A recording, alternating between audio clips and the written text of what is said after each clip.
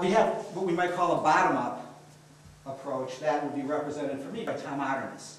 And in particular, this is his sculpture, Life Underground, which is situated throughout the 8th Avenue, 14th Street subway station in New York City, in which he makes reference to very kind of populist concerns, very obvious imagery. This refers to the urban myth of New York City, where people, got little baby alligators as pets, and their parents flushed them down the toilet, and so now they're living in the sewer.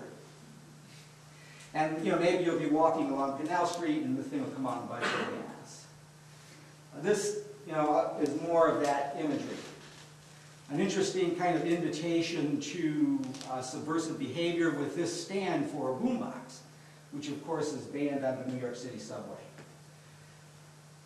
At the same time that the gates were up, Tom had an installation all up Broadway. This is one of the sculptures from that. It was in Harlem, actually, and I know people who live in that building, the brown building there. When this sculpture came to be installed, on the one hand, kids loved it, they were playing on it. All the adults were freaked out because it meant the white people are coming and my rent is going up. So, we need to understand what this is all about. Now, we've seen other examples. Anish Kapoor's piece at the Millennium Park, Coons' Puppy, the waterfalls. We, of course, have those kinds of things in Detroit. Even though it's indoors, I would make the assertion that the Detroit Industry murals are public art. They were created. The mural form is a public art form. This one by David Barr and Sergio De Giusti, the Labor Monument. Kind of an interesting thing here. It looks almost like the time tunnel of Stargate or something. We're going back into this past of when you could have a job and retire and send your kids to college and all that before we all became Walmart greeters. So the question for me is, what do we do with this? I want to say this is not public art. It wasn't sanctified by the city. It didn't go through the processes that needed to be gone through. But, in fact, it might actually open up another kind of door. Because public art exists in contradistinction to the private. And when we talk about this notion of public and private, we're talking about what Tony Negri and Michael Hart call the Republic of Property. In other words, capitalism. And what this piece does, of course this is part of the Heidelberg Project, is it exists in that zone in which property has come apart, in which capitalism has failed. It exposes what Hart and Negri called the common. And what's kind of interesting about this notion of the common, this is something that goes back to, of course, Middle English times, in which farms were, little towns had a little common area, you could grow your sheep on there, and everything was kind of shared before the people were driven off the land and into the factories. So, what's been going on now in kind of like the contemporary time is the fact that intellectual property is dealing with this notion of the common right now. The fact that we have something called culture, which is shared, and yet so much of what's going on in terms of the movements of late capital is to cordon that all off and create property, which is individual. And so, a piece like this shows the kind of ultimate breakdown of that.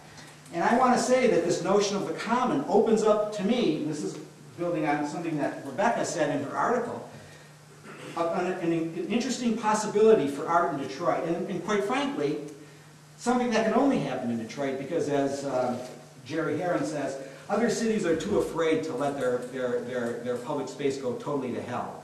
We're the bravest city in America because we've thrown it all away. So we see, of course, the DeQuinder cut. This is before it got cleaned up. And I see some people in the audience. Object Orange, which again exposes these zones of disintensification, these areas in which the wave of capital has kind of subsided, and what's left is essentially what Adorno called the non-identical. That is, the real nature, the real world, that isn't overlaid by concepts of property and capital.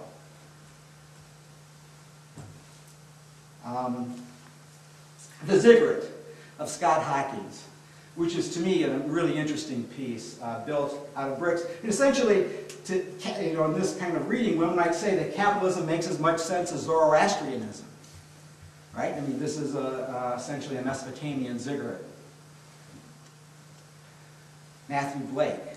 And then this piece right now is on display at Architectura. If you're not familiar with it, I suggest you go check it out. All the junk of the world, all of that stuff that was left behind, memorialized in this kind of paean to the Golden Age. Corinne Vermeulen's photo, again from the De Quinder cut, a magnificent piece of work, I think, just exposing, again, this notion of the common. And here is, another way of thinking about this. The fact that we have all these urban gardens that are coming up to be farmed in Detroit. People sharing this stuff in the same way that people shared the common in English times. Keeping bees is especially interesting to me because, you can get the honey, but the real work that bees do, you cannot own. And the fact that they go out and pollinate different parts of the city. And in fact, the fact that Detroit has so many abandoned spaces and unused spaces makes it a mecca for beekeeping.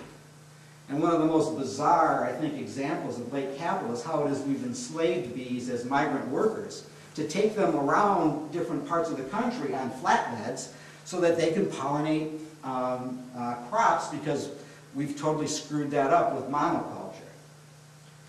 Now, that notion of art doesn't have to be entirely negative. This is, of course, the powerhouse of Mitch Cope and Gina Reichert. I thought they might be here today, but I guess not. Again, creating a whole community in those spaces that have been abandoned. So that's the kind of the idea that I want us to think about here. Not public, not private, but the common. And in Detroit, we have, I think, another interesting opportunity to bring that all together politically. Because for those who don't know, the U.S. Social Forum is going to be here in June. And they have a culture committee.